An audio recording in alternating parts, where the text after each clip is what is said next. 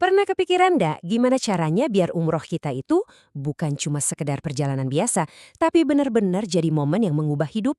Nah, di sini kita bakal bedah bareng-bareng gimana caranya mengubah perjalanan suci Anda jadi ibadah yang super luar biasa. Yuk, langsung aja kita mulai. Oke, bayangin ya, tiket udah di tangan, koper udah siap, hati juga udah deg-degan. Tapi, ada satu pertanyaan penting nih. Gimana caranya kita mastiin perjalanan ini tuh beneran berbekas di hati, bukan cuma sekedar, ya liburan rohani aja? Yuk kita cari jawabannya bareng-bareng. Biar gampang, kita udah siapin 5 bahasan utama. Pertama, kita bakal ngomongin soal pondasi ibadah. Penting banget nih. Kedua, gimana caranya kita bisa panen pahala sebanyak-banyaknya di tanah suci. Ketiga, kita masuk ke inti ibadahnya, biar umrah kita sah. Keempat, soal adab dan akhlak, gimana jadi tamu Allah yang paling baik. Dan yang terakhir, ini nih yang paling penting, gimana caranya oleh-oleh takwa dari sana bisa kita bawa pulang dan awet selamanya. Oke, kita mulai dari yang pertama dan paling fundamental ya, pondasi ibadah. Kenapa? Soalnya sebelum kita ngejar amalan-amalan sunnah yang keren-keren, pilar utamanya ini harus kokoh dulu, nggak bisa ditawar. Nah, pondasinya tuh ada 3 pilar utama, simple tapi krusial. Pertama, sholat 5 waktu, jangan sampai bolong. Titik. Mau lagi di pesawat, di hotel, dimanapun. Kedua, usahain banget buat sholat di awal waktu. Dan ketiga, selagi di sana, nikmatin sholat berjamaah di masjid. Beda banget rasanya. 3 hal ini, inilah fondasi dari semua kebaikan yang bakal kita bangun selama di sana. Coba deh kita renungin bareng-barang. Kedudukan sholat itu luar biasa banget. Hadis ini benar-benar ngingetin kita kalau sholat itu bukan cuma sekedar ritual loh. Tapi ini adalah pembeda utama. Identitas kita sebagai seorang muslim. Jadi ya ini prioritas nomor 1. Gak ada yang lain. Nah, kalau pondasinya udah kokoh, sekarang saatnya kita level up. Kita bangun ke atas. Soalnya berada di tanah suci itu kesempatan emas, langka banget buat melipat gandakan pahala. Terus gimana caranya? Yuk kita lihat. Coba kita resapi dulu angka ini. 100.000 kali lipat. Wow, itu ganjaran buat 1 kali sholat di Masjidil Haram. Biar kebayang nih ya, 1 kali sholat di sana itu, nilainya sama kayak kita sholat non-stop setiap hari selama lebih dari 27 tahun. Kebayang nggak? Ini kesempatan yang bener-bener nggak boleh disia-siain. Nggak cuma di Makkah, di Masjid Nabawi, di Madinah, pahalanya juga luar biasa, 1000 kali lipat. Jadi, setiap rokaat yang kita kerjakan di sana itu ibaratnya investasi akhirat yang nilainya nggak terkira. Nah, ini dia nih salah satu life hack ibadah di Madinah. Dengerin baik-baik ya. Cukup wudhu dari hotel, terus berangkat ke Masjid Kuba. Dan sholat 2 rakaat aja di sana. Pahalanya setara dengan 1 kali umroh. Luar biasa kan? Amalannya ringan banget tapi ganjarannya super besar. Tanah suci itu ibaratnya zona di mana doa-doa kita lebih gampang tembus ke langit. Jadi kita harus pinter-pinter cari waktu dan tempat yang mustajab ini. Misalnya di Raudhah, wah itu tempat yang luar biasa. Terus di Multazam, antara azan dan iqomah, bahkan sepanjang perjalanan kita. Pokoknya banyak banget momen emasnya. Jadi saran saya, dari sekarang yuk mulai bikin list doa terbaik Anda. Jangan sampai di sana malah bingung mau doa apa. Oke, sekarang kita masuk ke main eventnya ya. Inti dari perjalanan ini, ibadah umrah itu sendiri. Penting banget buat kita paham rukun dan larangannya, karena ini kunci supaya ibadah kita sah dan insya Allah diterima. Nah, semua ritual umroh itu dimulai dengan yang namanya ihram.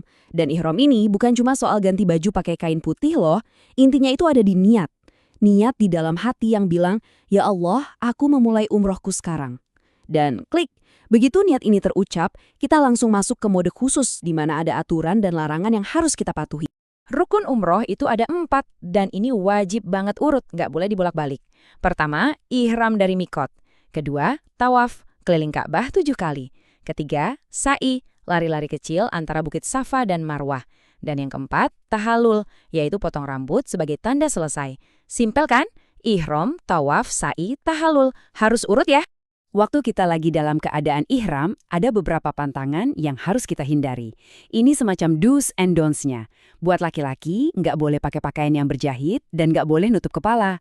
Buat perempuan, nggak boleh menutup wajah pakai cadar. Dan buat semuanya, baik laki-laki maupun perempuan, jangan pakai wangi-wangian, jangan potong kuku atau rambut, jangan nikah, dan lain-lain. Ini semua bagian dari latihan disiplin kita untuk menjaga ibadah kita tetap sempurna.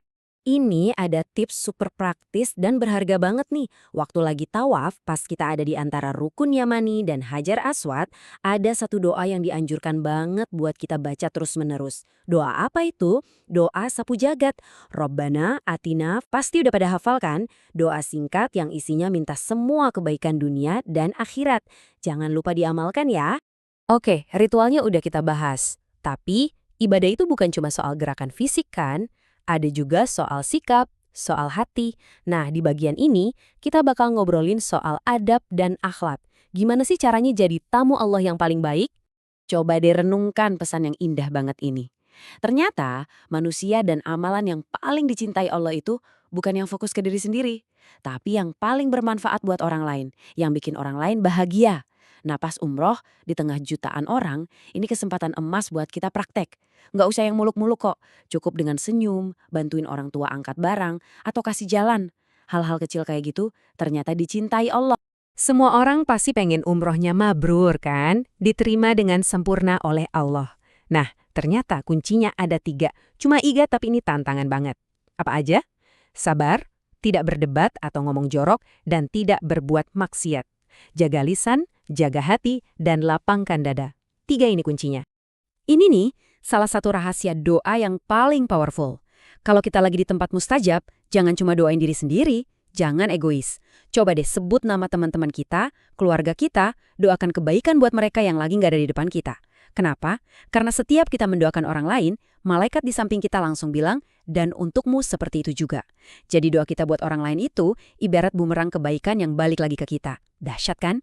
Dan kita sampai di bagian terakhir. Mungkin ini bagian yang paling menentukan. Perjalanan umrohnya mungkin selesai, tapi perjuangan yang sesungguhnya justru baru dimulai pas kita pulang. Pertanyaannya, gimana caranya kita bawa pulang oleh-oleh yang paling berharga? Bukan kurma atau sejadah, tapi takwa. Jadi, apa sih tanda kalau umrah kita diterima? Gampangnya gini, lihat aja perubahan diri kita setelah pulang. Bukan soal berapa banyak foto yang kita upload atau oleh-oleh yang kita bawa. Tapi tanyain ke diri sendiri, setelah pulang, aku jadi orang yang lebih baik nggak ya?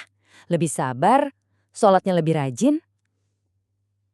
Nah, perubahan positif itulah buah sejati dari umrah yang mabrur. Sebagai penutup, saya mau tinggalin satu pertanyaan buat direnungkan. Dari semua kebiasaan baik yang kita latih di Tanah Suci, sholat tepat waktu, sabar, sedekah, coba pilih satu aja. Satu amalan yang bakal Anda pegang erat-erat dan pertahankan seumur hidup setelah pulang nanti. Apa itu? Karena satu amalan itulah oleh-oleh terindah dari perjalanan Anda yang pahalanya insya Allah bakal ngalir terus selamanya.